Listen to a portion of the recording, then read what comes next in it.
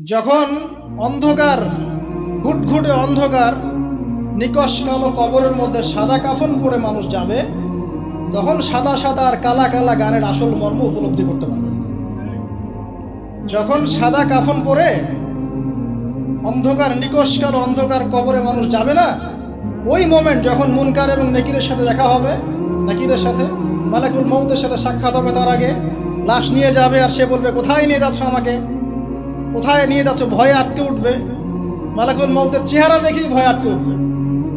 সারা জীবন তো দিনের পরোয়া করে নাই, নামাজ কালামের তো খবর নাই, ইসলামকে 5 পয়সা মূল্যায়ন করে না, এবং ইসলামকে ধ্বংস করার জন্য, মুসলিম সমাজের মধ্যে অশ্লীলতা ছড়িয়ে দেওয়ার জন্য এই কাজগুলো করে বেড়াচ্ছে।